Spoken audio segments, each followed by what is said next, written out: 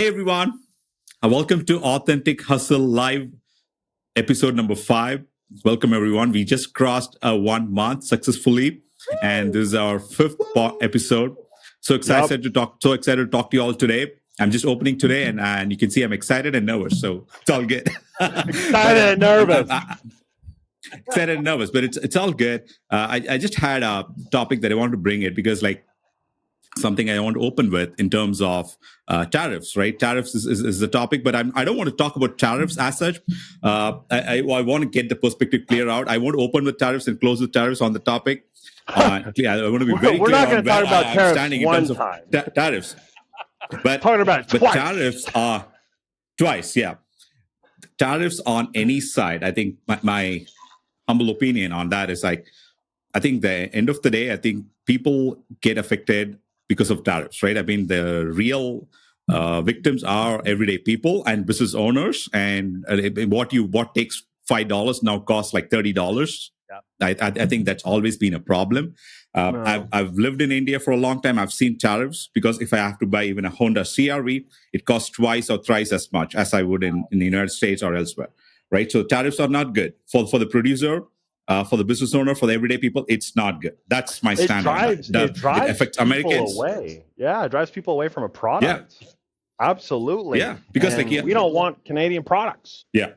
And that being said, it affects Americans, it affects Canadians. Wherever tariffs are, it affects people. So that's what I want to open with. That being said, my topic is not about tariffs. I want to talk about something because I don't believe in hate. Because I'm in the camp of bringing people together, not the opposite.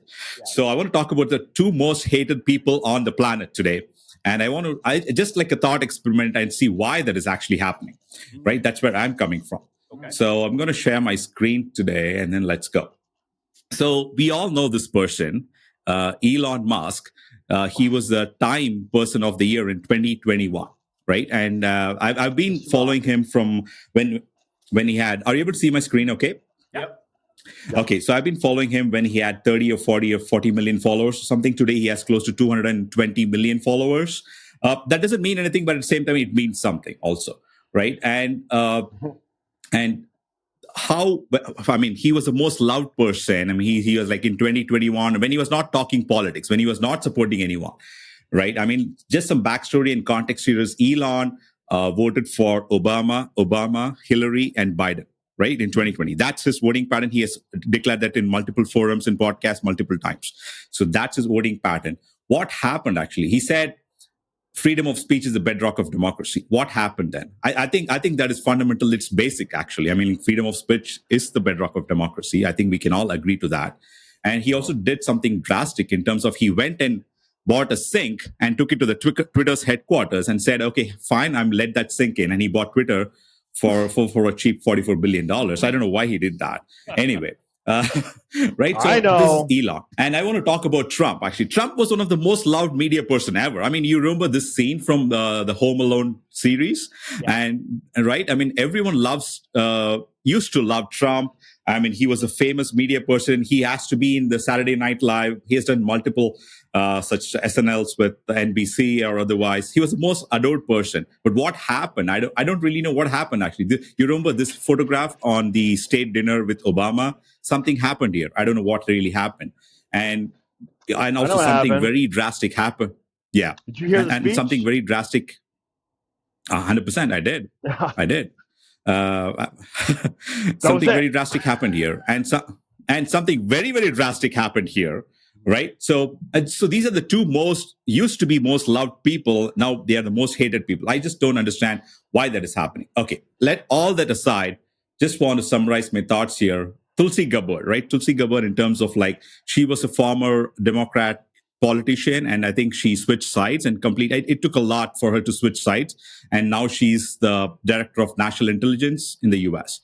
And same with Robert F. Kennedy, Bobby Jr. I mean, his entire family is a Democrat family, and we all know his history. We have an airport in his uncle's name, John F. Kennedy, and his entire family is a Democrat family, and it was a huge undertaking for him to switch sides with Trump. I mean, even beyond Tulsi, I think it was that. And Elon, I just shared the voting pattern that he had, right? All said and done, that's, I think, fundamentally something really, really wrong. And I think I just want people to give a thought experiment, right? It's something I shared during the election result of Trump. I just wanted to share a thought experiment and give it a try. Just a little homework if you're curious, right? Here's what it is. So if you do not understand Trump, try understanding JD Vance. Right? If you do not understand JD Vance, try with Vivek Ramaswamy. If you don't like Vivek Ramaswamy or don't understand him, try with Tucker Carlson or Charlie Kirk here. Or try with Megyn Kelly or Candace Owens or comic Dave Smith. Or try Patrick Bet-David. Or if not, try Elon Musk. Try Robert Kennedy Jr. Try Tulsi Gabbard. Try Joe Rogan. I think you get the context here. There's always a way to understand. The real question is, did you try? Okay, here's the real challenge, right? If you're not convinced, here's the real challenge. Pause watching traditional news for a month or two. This is something I shared like in November. I still stand by it. Pause watching traditional news for a month or two and just follow the folks on X. Create an account today and try that. Hear what they have to say. Watch the long form conversations on podcasts. Then draw your own opinion after that. This is what I encourage anyone to do it. And all the best. I've never been political, like I said before, but I really feel strongly that I think if they give it a shot, they'll really understand. And that being said, I don't believe in hate. Hate is propaganda. It's always funded by something. And I'm a believer of unity is strength. That's where I come from. And I want to now close it back with the tariffs. Tariffs are bad. It affects everyday people and business owners and whatnot. I'm not for tariff because it hurts everyone. So that's where I come from. Give it a thought.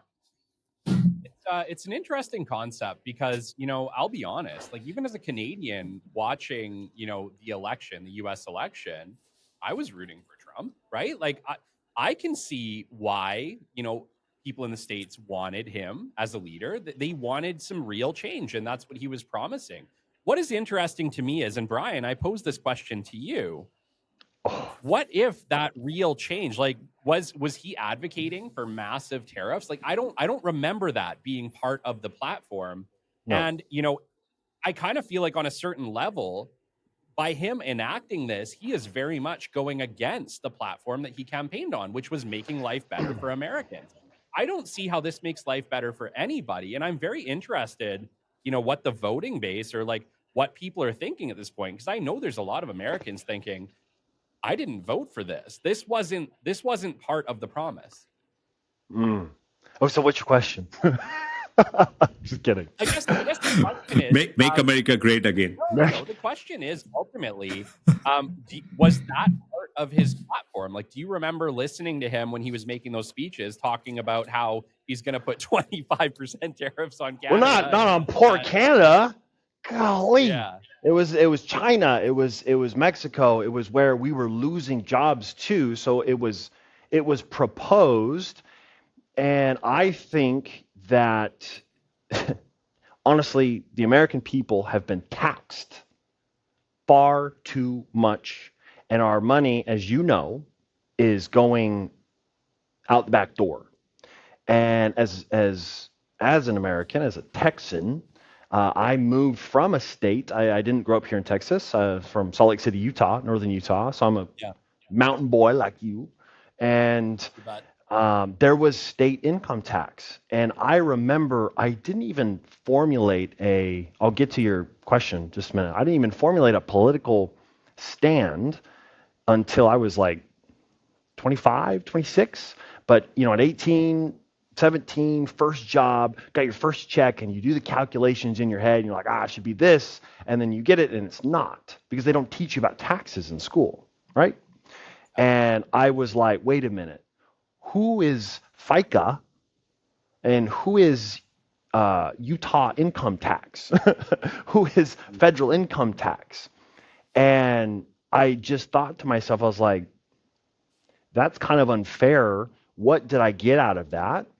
And to make matters worse, 2007 is when I got my first job. Well, 2008, housing market crash happened. So then the economy goes in the toilet. And, well, I had no time to prepare for that. And so then that's like I'm getting taxed. And then the guys that are in the lead and are the leaders are the ones to blame for this. And so I'm like, wait, you're taking my money and then now you lost it. And now I'm even worse off. So to me, then I was like, okay, taxation is theft. And I didn't even know that was a thing until I moved here to Texas. And the reason I say that is during the election cycle this past year, he did say abolishing the IRS, which is the Internal Revenue Service, which is the federal, it's not even federal, actually. It's not even a government entity. It's a third-party collection agency. And they abolished the IRS, no federal taxes. Well, I moved from Utah, a year after the economy crashed. I was like, I got to get out of here because I need to save some money. I need to save on taxes. So I moved to Texas. Yeah. And then when he started saying that, people started saying, "Oh my goodness, the more I make, the more you penalize me." Like it's almost, it should be the opposite, right? The more you make, you need a reward, you need a carrot. Well, they're poking you in the eye with a carrot. And so he had said to abolish the IRS and change it to a tariff tax system, because I don't remember how many presidents ago, but in 1913 is when the federal tax came into being. Before that, it was all tariffs. It was all, taxing imports and exports. And that was taxing not only another country, but that was taxing another entity that is trying to bring in goods because we couldn't make it here. And so his base, or the, people that voted for him, wanted to save money because that's a huge tax bill. And, Yeah. it's not fair, but also I don't think it's fair on the opposite side. But there has to be some way to skin the cat the correct way, but you're not going to please everyone, right? But unfortunately, he's the president of the United States of America, not the world. So his primary concern is for the citizens, and I greatly appreciate that. Do I want to go to war? Do I want to? No. I just, come on, let's, make a good deal. And those trade deals were not good. They were, taking even more money out. We can go really deep into politics and tell you why they do that, and they send all of the money overseas because it's easier to steal money from an impoverished company or impoverished country, and the guy that they're sending the check to. And he can hide it for you or give it back to you, as you vote to give them aid. So there's a lot of money in politics, and the United States citizens, that is probably the number one reason. My fiance, I don't know her political affiliation. She's like, I just kind of like, in the middle. But I call her a fence sitter. I was like, you got to pick a side. She's like, well, some things are this and some things are that. I was like, all right, whatever. But she said right before the election, and I knew, she not so much didn't like Trump, but didn't like some of the things he said. And I don't like everything. But she looked at me and said, well, Trump's going to win. And she voted early voting before me. Didn't even tell me she voted. And I asked her, and she's like, nah, it's a private answer. And she didn't tell me, but but she told me that Trump was going to win. And when she said that, I was like, yes, it is, And anyway, the reason I say that is that was someone else has to pay, but it needs to be a fair deal. It's like you give, I give, mutually beneficial. The best thing in sales, as I'm the sales guy, is less friction, more sales. It is a joint venture or a goal alignment. Is, hey, you're going that way, I'm going that way. Let's ride together. Let's carpool and split gas to get there. That needs to be, it's reciprocal. It's like you do this, I do this. But he's using tariffs to incentivize the American businesses who have left manufacturing outside of the United States, removed it, and went to other countries where it is quite cheaper to live, and so it's quite cheaper to find somebody that's willing to work for less. And that actually, then our money goes out of the country. It's almost like putting a tennis ball in a bowl and then you take the tennis ball out and you throw the tennis ball away. Well, it's not in the bowl, so it doesn't cycle around, so that money's gone. We don't know. We don't know what it turns into. It just disappears.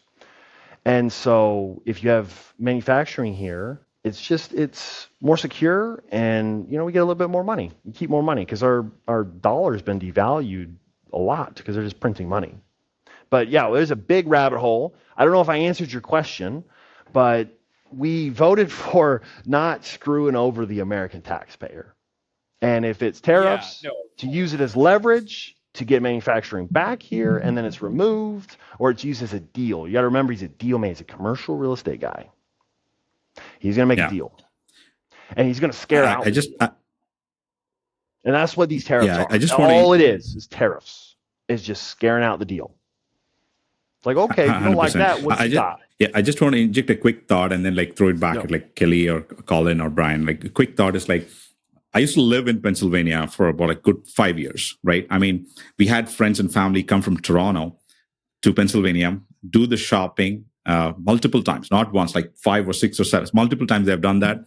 And I always used to wonder, okay, why is that? Okay, what about Canada? I was not living in Canada at the time, just for clarity, right? Then we took residency in Canada, then we moved to Canada and everything. So we used to shop a lot in the US and everything. What we understood, it was like a switch, right? What we understood, the exact same product, what costed probably $6 or $7 or $8. I think in Walmart, I believe the exact same product. I forget what product it was. It was some kind of plastic, okay? Some $6 or $7 or $8. The exact same product costed $24 in a Walmart in Toronto.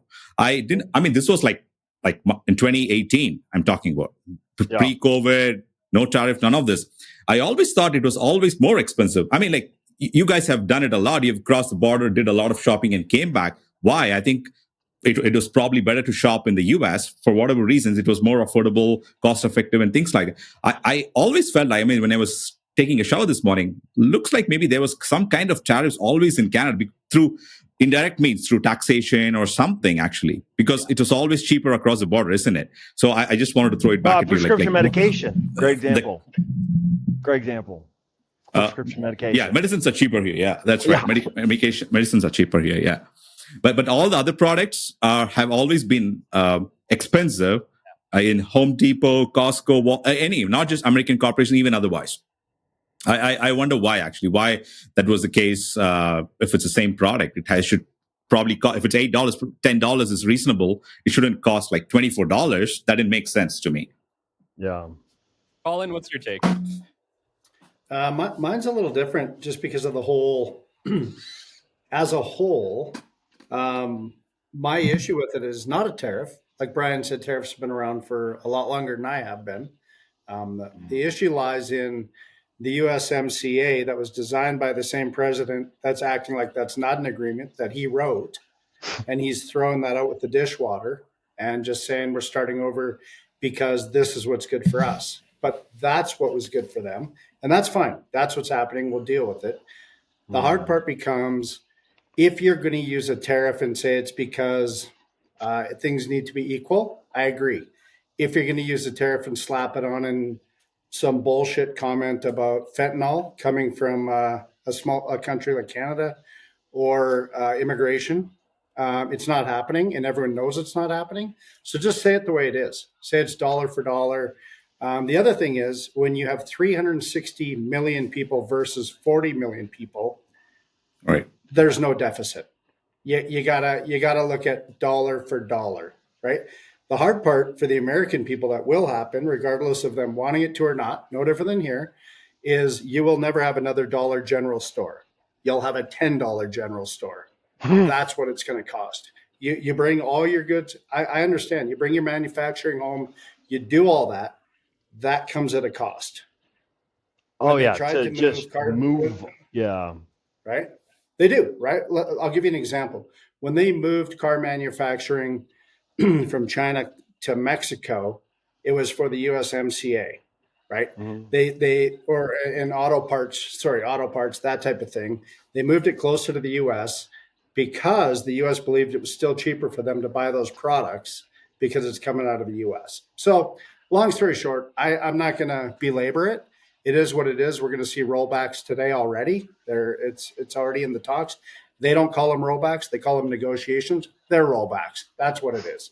And shock and awe, whatever it may be, we'll see things happen. And then we'll move on. We'll see what happens there. For somebody to talk about the cost of eggs, let's talk about the real cost of a vehicle. Brian, it'll cost you $10,000 more for a vehicle. Not what we want, not what you want, right? The reality, you bring that factory back to America, that is all good and fine because you have them. That can't happen tomorrow. You can't shut down one economy and happen tomorrow. It's going to be 8 or 10 years away. Plan for that. And you know what? It's just the way it is. It's just, I don't believe we live in a world where it has to be sporadic. I read a very, very scary headline this morning that China said to the U.S., if you want a trade war, you'll have a trade war. If you want another war, we're prepared for that too. I don't think that's where anybody wants to go. No, that's what I think of that. not good. It's not good. It's not good. No, it's not good. And I agree with you, Colin, 100%. The only thing is, if you remember, sorry, my office assistant, she's so loud. Voice AI assistant. Yeah, my voice has. So if you remember, he was attacked for a year. This is not retribution. We were in a civil war last year, but it wasn't with guns. It was an economic war between the people in power and the people that didn't have power, the people that hads and the have-nots. It was a cultural war. Where are we going for the future of our country? And actually, everyone was betting on America to fail, whether you like it or not. You want the one in power, or not in power, but you want number one. You kind of want to see them fail because it sucks how awesome they are, but we weren't, it wasn't going in the right direction. And now I think it gets dirty before it gets clean. So it's going to take time. Here's the reality, though. But the reality was nobody was at war with the United States. It was internal. Canada was not at war with the United States. No, but it was Democrat-Republican war. Right? The EU and 100%. Influence. It was infighting, absolutely. There was I don't zero know. influence from the Canadian side. Zero influence on this coming. And that's why I think Kelly asked, this was not part of the platform to be elected. The Canadian people were for that change 100%. They want him to be in. And you know what? January 20th, they wanted him to be in.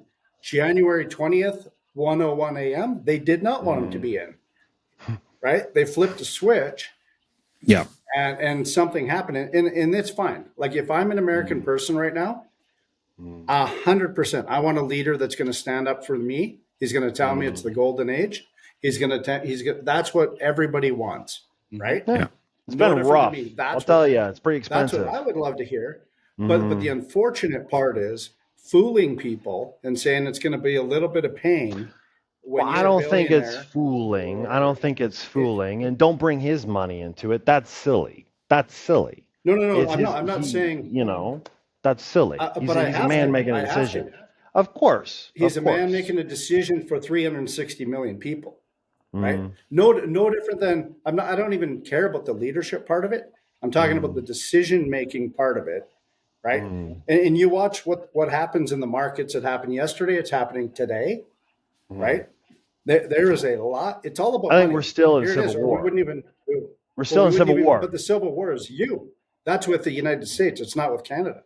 No, it's everyone stealing. There's no from war us. with Canada. Do you know how much money went out the door to other countries, USAID, on like BS stuff? Well, actually, so not to Canada. Yeah. We didn't have one hand. Yeah. Well, hey, well, it's not a debate. This is authentic hustle. This is supposed to be empowerment. This is supposed to be positivity, not get up the American's ass. Golly.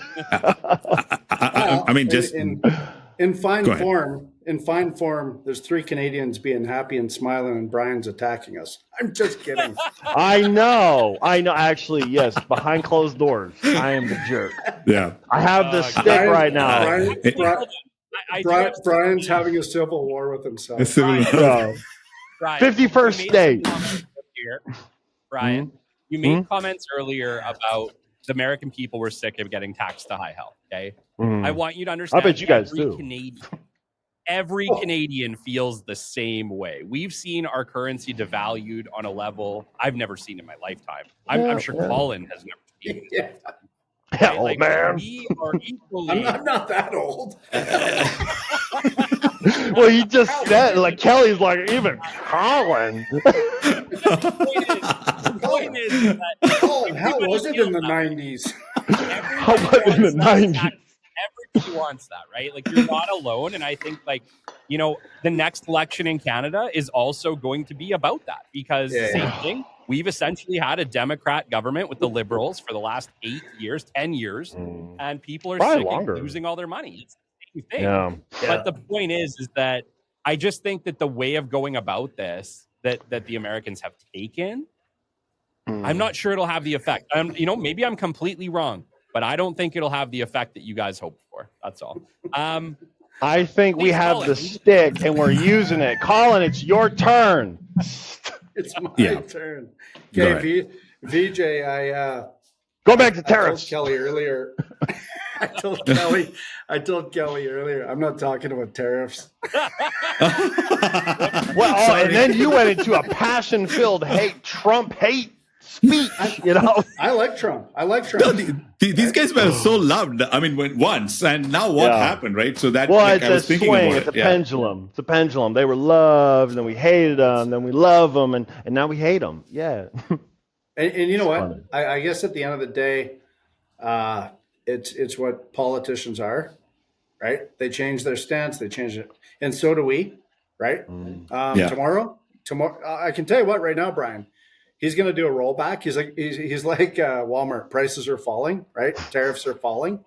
He'll do a rollback, and then I'll say, "Shit, I like him again," right? Yeah. Just the way it Yeah. goes.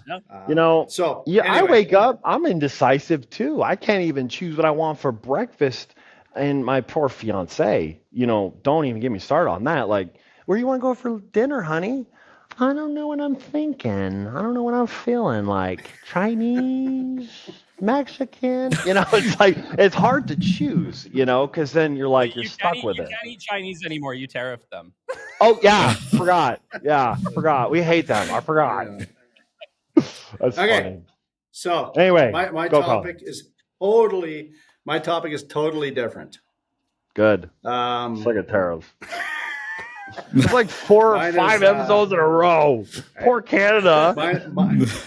Mine is called likely spam. So and the reason Spam I'm gonna say likely? it is no. My phone rings and the number comes up and it says likely spam, the caller ID. Right? Oh, it says that?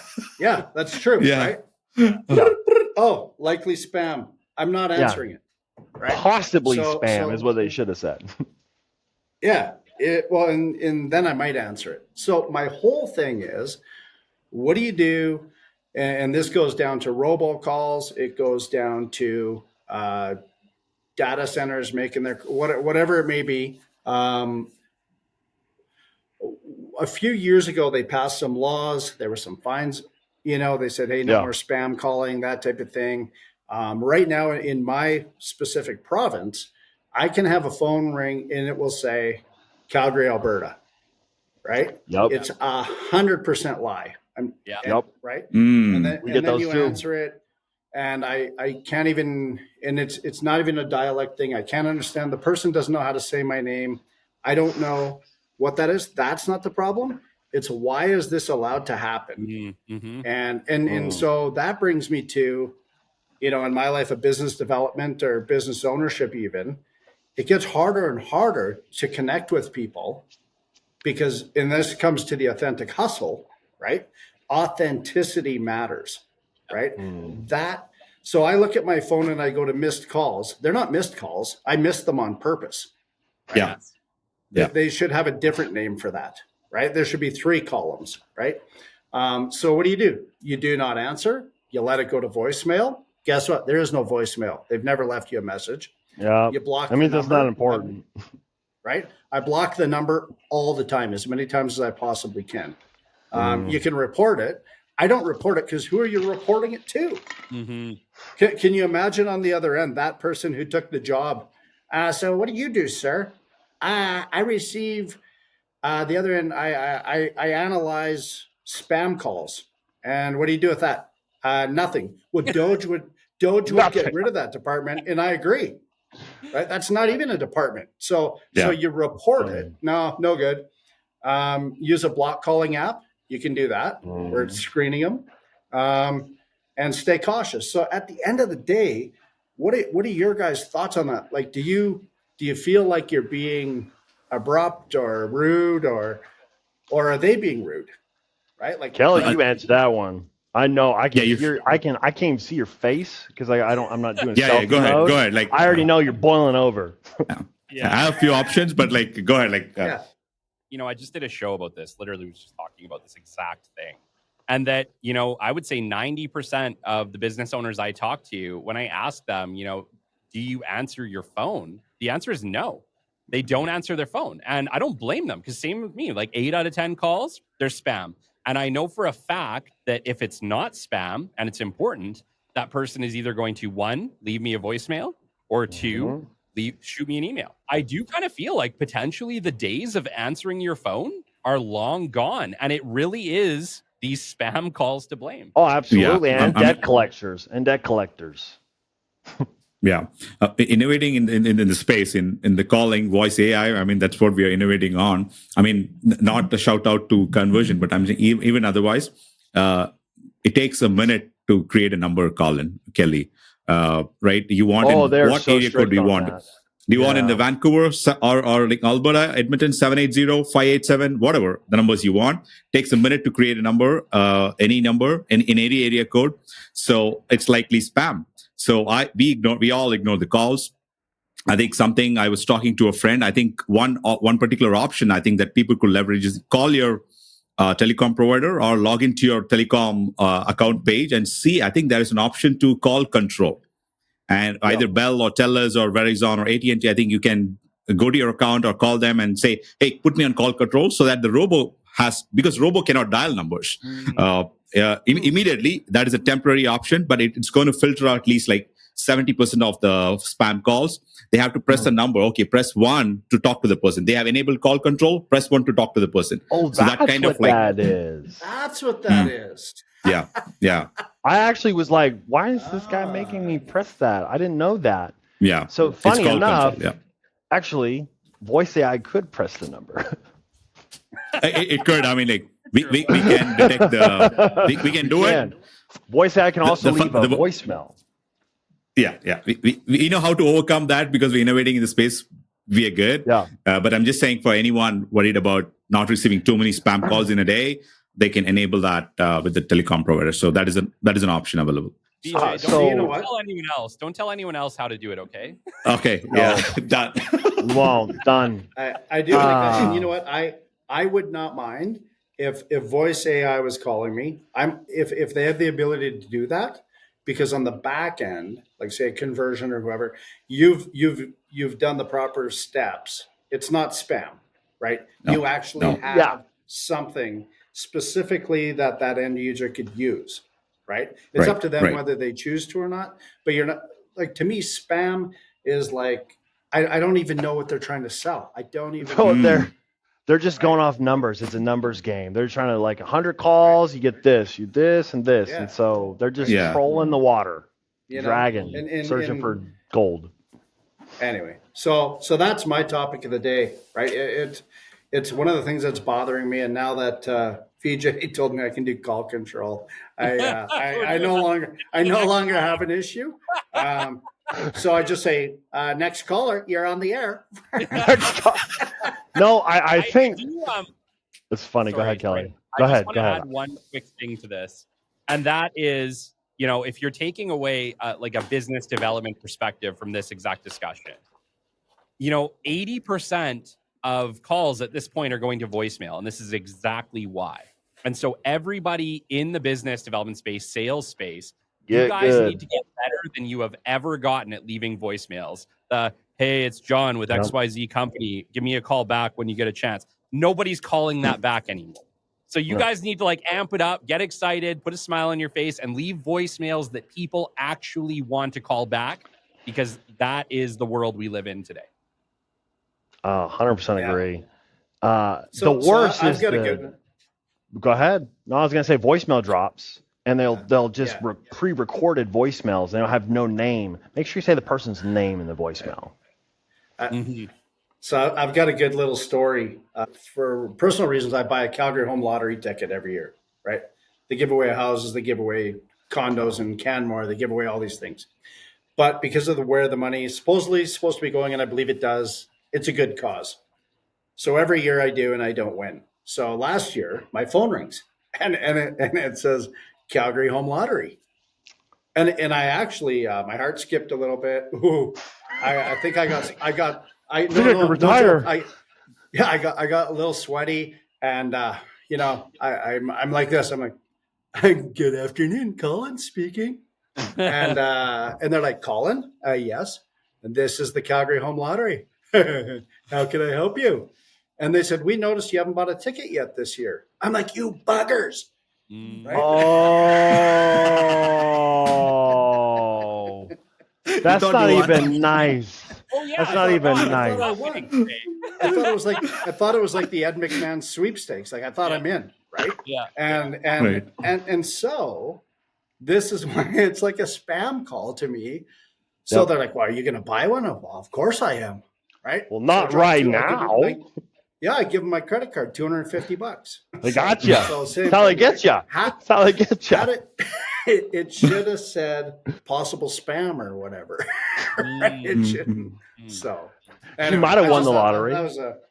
One could argue though that an actual person from Calgary called you too, which is a very different thing as well, right? Like I get really annoyed because I get calls from TELUS all the time, and we have TELUS Home Services, right?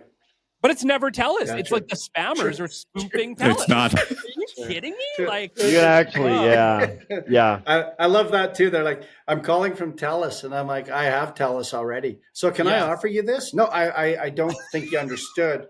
My TELUS account is 187-342. That's it. Well, I can offer you a better offer. Well, then you're not TELUS. Yeah. Yeah. Yes. So, that's funny. That's funny. I think the AI guys need to start selling cell service. Yeah, there you go. Cell service? Yeah. What do you mean? Anyway. To like sales companies. Oh, yes. Anyway, become the telecom provider. I'll go back to the cold call. It is so powerful. It's Kelly, interesting that you say that they don't answer their phone anymore. So sales strategy, much like business development, is a strategy, and you're trying to find their preferred mode of communication. Some people want a text, some people want a LinkedIn message, some want an email, some want, a call, some want, hey, leave a voicemail, I'll call you back. Some will, you call your receptionist, whatever it is. You need to find out what the way to communicate with them. If you call someone, they don't answer, we'll try something else, and try another channel. Go around the back door and try there. But the Salesforce actually came up with a study. I think it was like 8 or 9 attempts to actually get someone on the phone, the decision maker. Yeah. And the funny enough, I'm actually the exact opposite of you guys. I love robocalls. I want them. Call me. And the reason for that is it's a guilty, oh no, my thing died, sorry. So anyway, I love them because I want to see their strategy, and I have a guilty pleasure. And every time you answer, you hear the little boop, because it's transferring them to a person, because all it is on. They said, hello, is this Bryan? I said, yes, this is Bryan. They're like, oh, Bryan, how are you doing today? I say immediately, Sal, skipping a beat. Did you just call me to ask how I was doing? You can hear the gears in their heads. Like, I don't know how to answer that. That's not on my script. And I just eat it up. But besides that, I'm not that terrible. But it's my favorite. The best is when the salesperson can overcome that. I love it. It's only happened one time. He said, actually, yes, because I knew you were having a shitty day and I wanted to give you a call. He said that and I was like, what you selling? What you selling, bro? What you selling? I'm buying it. But good. I want to hear the strategy, and I also want to hear what people are experiencing, because voice AI it's immediately on the phone. Like, AI is actually calling concurrently, so it can dial, let's say, 5 different phones at the same time, 10 different phones, 1 million different phones at the same time, calling different people and speak. It's mind-blowing. But there is no pause, there's no beep, there's no nothing. It's just intelligent conversations with AI. It's spectacular. All right. I want to go back to your comment with Salesforce talking about statistics, because I've been tracking our own statistics at Capital since we started working, and we've averaged 11. And so I always recommend you need to make at 11. least 10 reach outs before you give up. And the shitty thing is, most business developers are giving up after 2. The statistic is we quit at 2, and it takes 10. Yeah, 1. Or they'll be like, the leads are lists are terrible. But 11 calls, or is that Now, email, phone, LinkedIn? Direct contacts. So direct email or direct phone. Yeah. Oh, just calls and emails.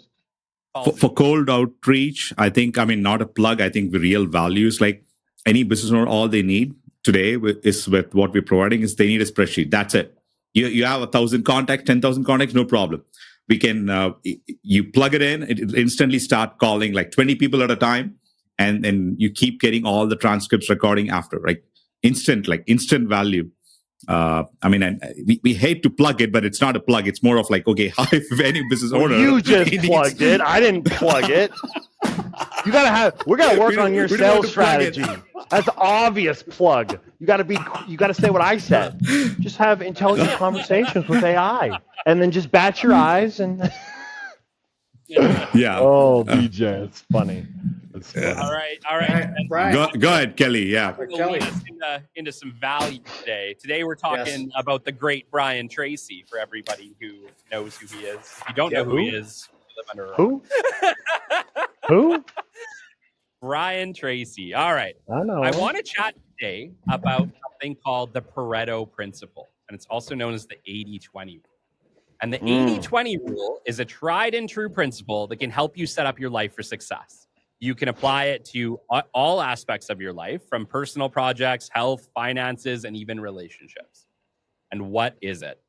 According to BryanTracy.com, the 80-20 rule, otherwise known as the Pareto Principle, is one of the most helpful concepts for life and management. The Pareto Principle states that 20% of your activities will account for 80% of your results. However, it's not a hard and fast mathematical. Say that again. Say that again. Oh, 20% of your activities account for 80% of your results. So there's 2 out of 10 things that you're doing today that'll have the biggest impact on your business. The key to following the 80-20 rule is to identify roughly 20% or 2 of 10 of your actions or tasks that lead to the most success. This can apply to any area of your personal or professional life. And how do we use this in day-to-day? Bryan Tracy says it's not uncommon to see people who appear busy all day long. We all know that person, but they seem to accomplish nothing or very little. This is almost always because they're very busy working on the tasks that are of low value, when they are procrastinating on the 1 or 2 activities that could make the biggest difference. We tend to put off the 2 activities that have the biggest impact in our life. As business developers, that's probably our cold calls and our emails, right? He said it. He said it. The most valuable tasks that you can do each day are often the hardest and most complex. They're the ones we're avoiding, but the payoff and rewards for completing them are tremendous. The rule of this is to resist the urge to clean up the small things. I've always in my business, I always have the top things to do today. I write it down on my notepad every day, and I write out, like I said, between 5 and 10 tasks. And I always make sure that the 2 top tasks, the 1 and 2, are always the things that are going to have the biggest effect in my life. And if you do this, the results are absolutely tremendous. And I just wanted to share that with people today, because I think this is very, very valuable to seriously increase, your efficiency in a day-to-day task. Would it be the move the needle, Kelly? I mean, just asking you, similar to that. Like, what do you want to accomplish? That's right. Move the needle. Oh, got it. Yeah. It's what are the two like with move the needle, right? When I do move the needle, my move the needle is my weekly thing. So I write down like a weekly goals list. I call it move the needle, and I'll write out, let's call it the top 10 things that I need to do to move the needle for my business this week, right? But then I actually break that down even further, Vijay, and on a day-to-day basis, I have the top things to do today, and I'll move the things from move the needle into my daily tasks so that I make sure that I'm focusing on one of them every single day, right? But by Do you have a to-do list to tell you to do to-do list? You have a to-do list to do the to-do list. We got to go back. Go back to written notes, guys. Go back to written notes. How many notepads? How many notepads you have? Show you a stack. Hold on. Yep. To-dos. All those pages. Well, that one's empty. That's right. But yeah. I also have a little whiteboard. This is my favorite. These are the important ones. Put on the whiteboard. They need to be done first. These are kind of like, hey, I need to do it like this week. But how do you prioritize it though, Bryan? Because if you got notes going on in your whiteboard and you got notes going on in your book, why don't you just put them in your those book? Are like, I guess you could. I guess I put it in the book to kind of like write it out and just like think it out. And the whiteboard are like quick, like it's like do this like next, or do this immediately. It's like quick. But these are like, it's like a planned, like this needs to be done for the business. We need to do this. We need to do this. So it's like me thinking out what are the long-term steps after the task. Mm-hmm. So there's a to-do list for the day, and then there's a task list. Yeah. So you have a weekly goals list, and then you have a to-do list for the that's day. like weekly. Yeah. Yeah. I was just teasing you. To-do list for the to-do list. Yeah. And anyone listening, I mean, if they're in an office environment and if they're in back-to-back meetings, boardrooms, like non-stop meetings, I mean, the best way to find more time in any given day is like decline the meetings.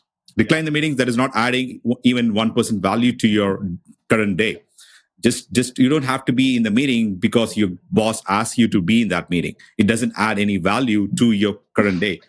You cannot accomplish anything just being in the meeting. So I would say just physical presence doesn't add any value. So I would say find time and declining more meetings. Yeah. Have a meeting for a meeting. That's the funny. add-on that I would put to that, Vijay, is also schedule your tasks, right?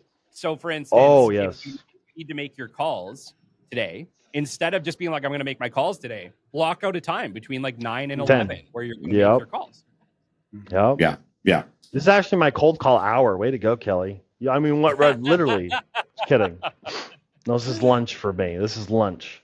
That's funny. Good. One of the things I think important too with this rule, if you will, is I went through the corporate world and that's fine, but the meetings to have meetings because there's set meetings. And then one of the worst things you can do is we're just going to put this in the parking lot for the next meeting, right? And traditionally or historically that and Vijay, I think you've probably heard that phrase quite a bit, right? We'll just put this in the parking lot. We'll come back to it. We'll circle back. You know what? Yeah. If we can't deal with it right now, we probably don't need to, right? Yeah. Or we can delegate it to somebody that can do it, right? And it may be more important for them or something they can handle quicker. But that's part of this rule that I think where, Kelly, we get bogged down, right? Burning away time, burning away effort, not on what's important. Correct. Right. And I think as business owners, we get pulled in so many different directions that it is really important to recenter and ask yourself, what is going to move the needle for my business? Like, you know, there's Yeah. 1,000 tasks that you could do, right? Every day, there's 1,000 things I could be doing, but there's probably only 2 or 3 that would make a massive impact in my day. And what we need to get better at is saying, I'm going to prioritize those 2 to 3 big things so that every day we're moving the needle for our business. And you know what? Those tasks, I think what I find successful for myself is evaluating if they're real, right? Are they something that actually needs to be done? There's a bunch of things we can do, right? Yeah. Does it actually need to be done? Is it actually going to move that needle, as Vijay would say, right? Is it moving? Are you just revving the engine? Or are you driving? Right? It's true, right? It's irrelevant. Are you just in idle, right? Yeah. And I think that's important because the number one thing of Doge, which I really like, is productivity, right? Yeah. The reason it's called efficiency, right? It's productivity. If I'm not efficient from when I hit the ground running in the morning till I stop, whenever I decide that is, right? How efficient am I? Yeah. Right.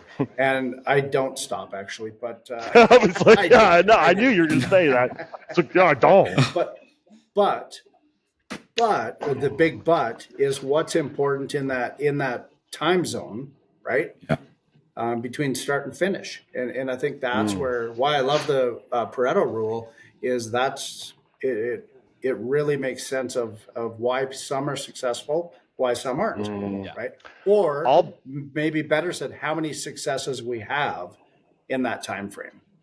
Yeah. One could argue that like a small change in the way that you structure your day could have a monumental impact on your business and career by simply prioritizing the things that, frankly, you're probably avoiding. Yeah. Yeah, I play triage with my time. I took a course a few years ago, and it was a U.S. military course. Actually took it in the U.S. Bryan, you'll love that. And anyway, it was retired fighter pilots. It's called Afterburner. Phenomenal course. One of the biggest things they did, and it was a corporate thing, was saying that the smallest degree, no matter which way it's going, is either going to be negative or positive, right? So it doesn't take much to get off course, right? And they said, if you're off course 1 degree and you're in an F-18 or whatever you're in, you're done. It's over, right? Yeah, you're dead. Because you keep going in that wrong direction. Right. And it's not just 1 degree. It's that 1 degree that continues to go off the screen. Yeah. Right. And in that Pareto Principle is the same thing, right? You just continue to go off the screen and you're, in that lower end of it. And that's how you win or you lose. And that's my blue sky thing on it. Right. It can very easily just elevate to the top and you can stay above that 80%. I was never in the 80 percentile in grade school. Right. But I am in effort. Right. I can do it and the results come because of it. Right. A for effort. You got an A for effort. Yeah. A for effort. I got A for effort. Yeah, I know. We got one thing. So I'll say, let me tie all that together and make it the most simplest as possible for you to understand and apply it to your life. I learned it in health and fitness when I was a personal trainer. You are going to get better doing the things not only that are hard, but that you are purposely avoiding. So I would tell my clients, okay, we got 10 reps. And they would get to 8.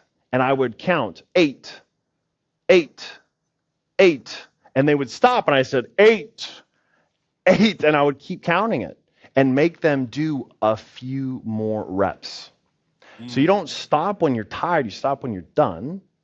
But then they saw the progression that much faster.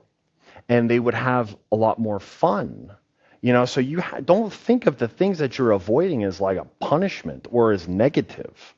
Turn it into a positive and try and not enjoy the process, because that's what everyone says, but just enjoy like the effort that you're putting into it and the feeling of accomplishment after. Yeah. So that's I'm tied it up right there. Bryan, we kind of pinned you down today on the US stuff. Lead us into your topic today. My topic? It's about tariffs. Good thing we only have 5 minutes left. I know. I was looking at the clock. I'm like, thanks, Kelly. 5 minutes. So my topic is actually, going to take a lot longer than 4 minutes. Yeah. Okay, what it takes. Go ahead. Do you, when you wake up in the morning, what is that routine like? Because I think Colin had said that just like a little, it was in your statement, is if you don't start on the right foot. But the morning routine needs to be a ritual, and it needs to be, something, not something you enjoy, but it is something that you do every single day regardless. And it's like it clarifies your day. Like, great example, making your bed. That is the most important. It's your first accomplishment for the day. Or not hitting snooze. That's your first accomplishment of the day. Why would you decide to fail straight out of the gate? Or, maybe your spouse did something that was annoying. Why would you fight with them in the morning? You're going to ruin your day and their day. So it's like, what is your morning routine? Because mine is I'm an early riser. Poor VJ, I already know what he's going to say. He's not an early riser. his morning routine is sleeping in. No, I'm just kidding. But do you have a thing that you do every morning that kind of sets up your day? That is not something you look forward to, but you just do. I'm gonna say Kelly. Well, I have a 1-year-old son, so usually I haven't slept very good. So you were saying how you start your day. About that. Usually a little tired, but this is just the stage of life that I'm in, right? Over the past couple of weeks, Jed hasn't been sleeping well, so it's been a bit of a tough one.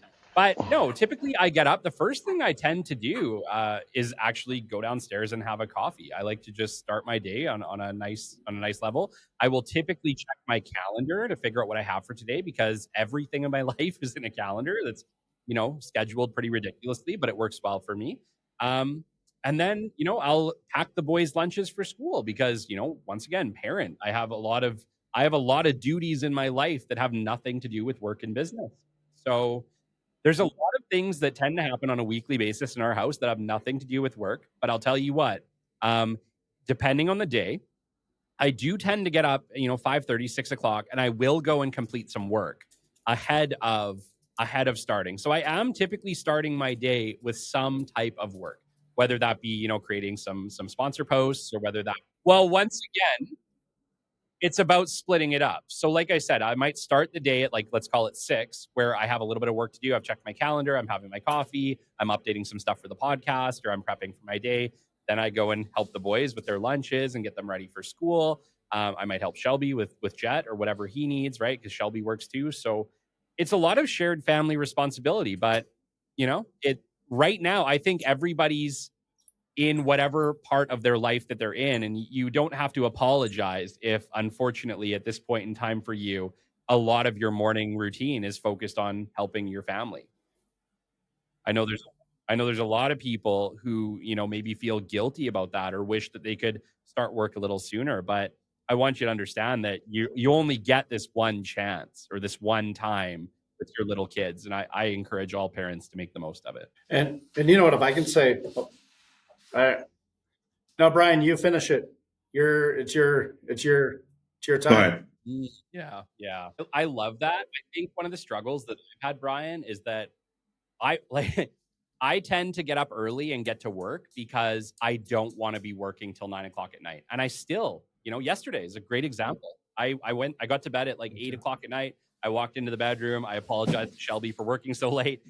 It just was the day. I started the day yesterday at 6 a.m. I finished my day at 9 o'clock at night.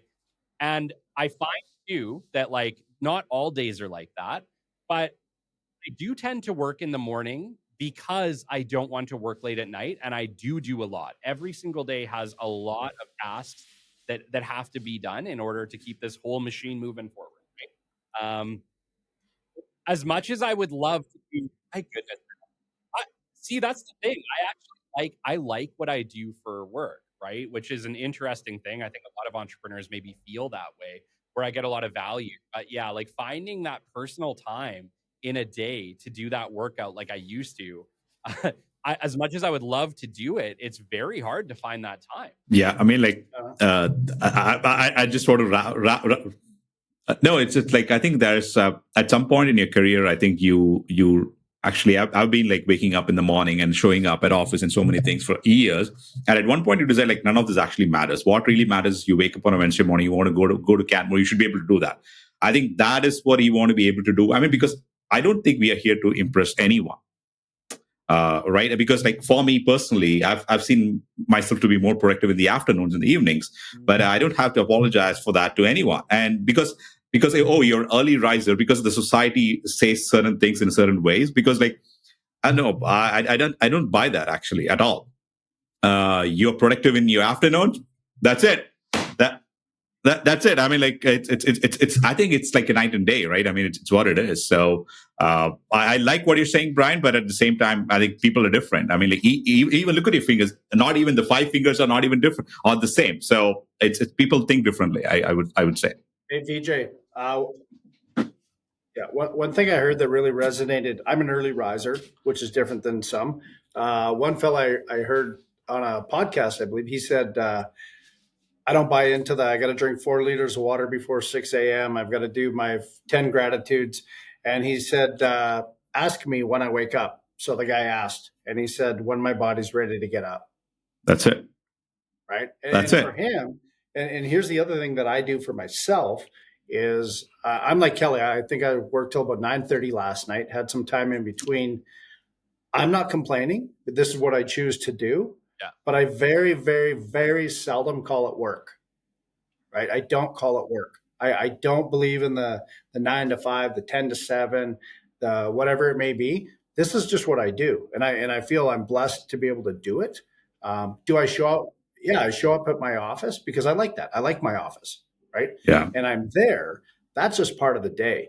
The rest of it is, my wife would always say to me, oh, you get to go for coffee whenever you want. Well, you drink coffee at your desk. My desk just might be at Starbucks. My desk might be driving around with a client. My desk might be wherever, right? Yeah. So anyway, so I agree 100% is your routine is your routine. Yeah. And the term routine doesn't mean a strict regimen of training.